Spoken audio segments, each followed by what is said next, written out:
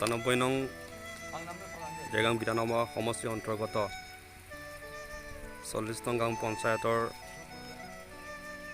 কাৰ্যালয়ত ইতিমধ্যে পুৱাৰ কাৰ্যসূচী আৰম্ভ হৈছে।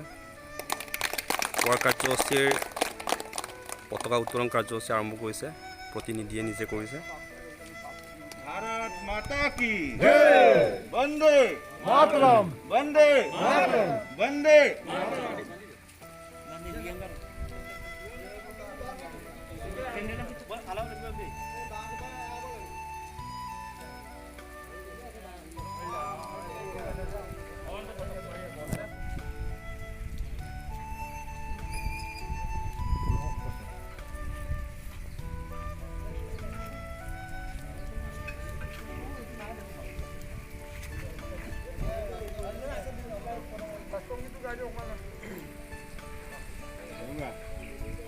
পতাকা উত্তোলন কাৰ্যসূচীৰ পাছত ইতিমধ্যে পঞ্চায়ত কাৰ্যালয়তে সকলোৱে অঞ্চলৰ শিক্ষাবিদ, বুদ্ধিজীৱী, সমাজকৰ্মীৰ লগতে সমগ্ৰ ৰাজ্যৰ উপস্থিতিত প্ৰতিনিধিবৰ্গসকলে ইতিমধ্যে ৰাষ্ট্ৰীয় সংগীত গাবৰ কাৰণে আৰম্ভ কৰিছে।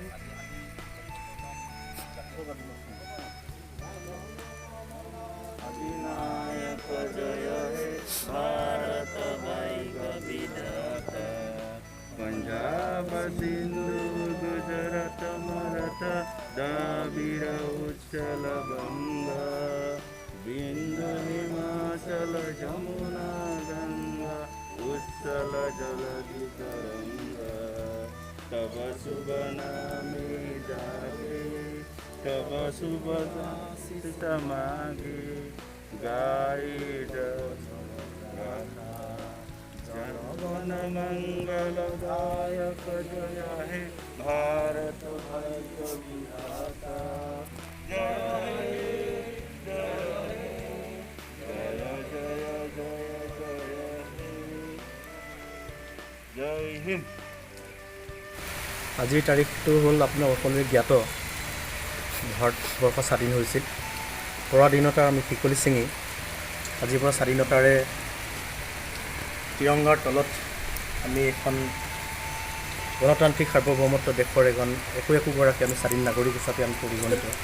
কিন্তু তথাপিতো আমাৰ এই অঞ্চলৰ যিখিনি সমস্যা, সেই সমস্যাখিনি লৈ পেলাই আজি একচুৱেলি মই ব্যক্তিগতভাৱে মই কাকো ইউজ কৰা নাই।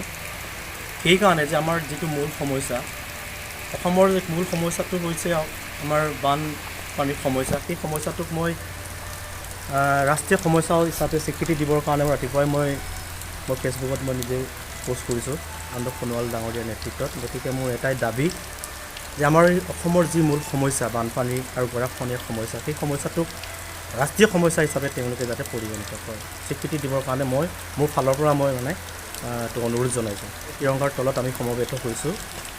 গতিকে আমাৰ সেই স্বাধীন দেশৰ নাগৰিক হিচাপে আমি এটা কথা অনুভৱ কৰিছোঁ যে যিসকল বীৰ বীৰাংগনাই আমাক সেই দিনটোৰ মোকাবিলা কৰিব পৰাকৈ আমাক স্বাধীন এখন ৰাষ্ট্ৰ দি থৈ গ'ল, গতিকে তেখেতসকলক আজি সেই বীৰ বীৰাংগনাসকলক আমি শ্ৰদ্ধাৰে সোঁৱৰিছোঁ।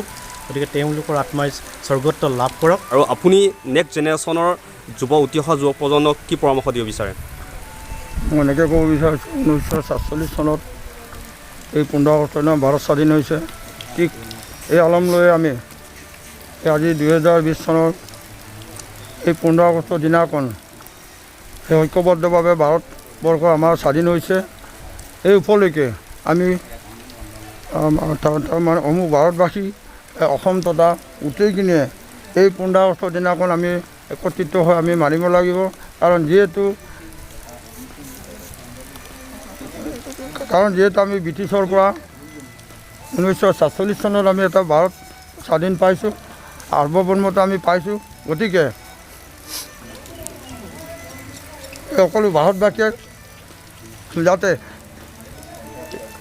যাতে এই স্বাধীনতাৰ দিনাখন যাতে আমি একত্ৰিত হৈ ভাৰতক শক্তিশালী ৰূপত গঢ় দিব বুলি মই আশা ৰাখিছোঁ। আৰু ভৱিষ্যতে যুৱ প্ৰজন্মসকলেও এই ক্ষেত্ৰত আগবাঢ়ি যাব বুলি মই আশা ৰাখিছোঁ। সুধিব বিচাৰিছোঁ, এতিয়া 2021 চনৰ কাৰণে 126খন বিধানসভা অসমত প্ৰতিখন সমষ্টিৰ কাৰণে এতিয়া প্ৰস্তুতি আৰম্ভ কৰা হৈছে। বিশেষকৈ আমাৰ দেৰগাঁও সমষ্টিটো বিধানসভাৰ কাৰণে প্ৰস্তুতি আপোনালোকে কেনেকৈ আৰম্ভ কৰিছে? সেইটো একচুৱেলি এইটো ৰাজনৈতিক বিষয়, কিন্তু আজি এইটো ৰাজনীতিৰ কোনো কথা নাহে, যিহেতু আমাৰ আজি ৭৪তম স্বাধীনতা দিৱস। গতিকে আমি স্বাধীনতা দিৱসৰ ওপৰত তো এটা কথাই ক'ব পাৰিম যে আমি একচুৱেলি মই যিটো ভাবোঁ, মোৰ অনুভৱ, ভাৰত স্বাধীন হৈছে যদিও আমাৰ অসমৰ ক্ষেত্ৰত কিছুমান বিসংগতি দেখিবলৈ পাওঁ। যেন মোৰ নিজৰ অনুভৱটোকে ক'ম যে আমি যেন এখন স্বাধীন দেশৰ নাগৰিক যেন নালাগে কেতিয়াবা মোক। যেনে ধৰক যিখিনি সমস্যাৰ আজিৰ তাৰিখত আমি অসমৰ নাগৰিক হিচাপে, ভাৰতীয় নাগৰিক হিচাপে যিখিনি সমস্যাৰ সন্মুখীন হওঁ, সেই সমস্যাখিনি যেন তেওঁলোকে কিবা এটা কাৰণত যেন কিবা মানে কি আমাক যেন মাহিয়াৰ দৃষ্টিৰে চাই থকা যেন অনুভৱ হয়। আজিৰ তাৰিখত জ্বলন্ত সমস্যা হিচাপে চাবলৈ গ'লে প্ৰতি বছৰে আমি বান আৰু গৰাখহনীয়া সমস্যা যেনেধৰণে আমি আজিৰ তাৰিখত ভয়াৱহতাত আমি দেখিবলৈ পাই আহিছোঁ বা আমি ভুক্তভোগী, কিন্তু সেই ক্ষেত্ৰত আমি কেন্দ্ৰীয় চৰকাৰখনে ইয়াত বিশেষ একো ভূমিকা লোৱা দেখা নাই। সেইকাৰণে মই ৰাতিপুৱাই মই পষ্ট দিছোঁ যে আজি মই কাকো মানে কি শুভেচ্ছা জ্ঞাপন নকৰোঁ, কাৰণ এনেকুৱা শুভেচ্ছা মই বহুত বছৰ জ্ঞাপন কৰি আহিছোঁ। কিন্তু মোৰ এটা দাবীহে দিছোঁ আজি যে অসমৰ বান আৰু গৰাখহনীয়া সমস্যাক যে ৰাষ্ট্ৰীয় সমস্যা স্বীকৃতি দিবৰ কাৰণে মই অনুৰোধ জনাইছোঁ। আৰু বাকী আপুনি যিটো কথা ক'লে যে এইটো দেৰগাঁও বিধানসভা সমষ্টিৰ কথাটো, তো আজিৰ তাৰিখত যিমানখিনি দেখিছোঁ আমাৰ গত দিনবিলাকলৈ চালে, গত দিনবিলাকত দেৰগাঁও সমষ্টিত যিমানকেইজন বিধায়ক হৈ গৈছে তাৰ তুলনামূলকভাৱে চাবলৈ গ'লে ভৱেন বৰালী ডাঙৰীয়াৰ দিনত কিন্তু যথেষ্ট কাম হৈছে বুলি মই ভাবোঁ। গতিকে পৰৱৰ্তী সময়ত তেখেতেই টিকেট পাব আৰু তেওঁ জয়ী হোৱাটো মই কামনা কৰোঁ। মই স্বাধীনতা দিৱসৰ ওপৰত তাৰমানে আজি যুৱকসকলে আগৰ যেনেকৈ মূলা গাভৰু, কনকলতা, মহাত্মা গান্ধীয়ে সবোৰ স্বাৰ্থ চেষ্টা কৰিছিল ভাৰতখন যাতে বেলেগৰ হাতলৈ নাযায়। ব্ৰিটিছৰ শাসনত আছিল, ব্ৰিটিছৰ শাসনত থাকোঁতেনে মহাত্মা গান্ধী, কনকলতা, মূলা গাভৰু ইহঁতে প্ৰাণ আহুতি দিছিলে যাতে এতিয়া আমাৰ ভাৰতখন বেলেগৰ হাতলৈ নাযায়। তাৰ কাৰণে আমাৰ নতুন এই প্ৰজন্মৰ যুৱকসকলক উৎসাহ দিবৰ বাবে মই জনাইছোঁ।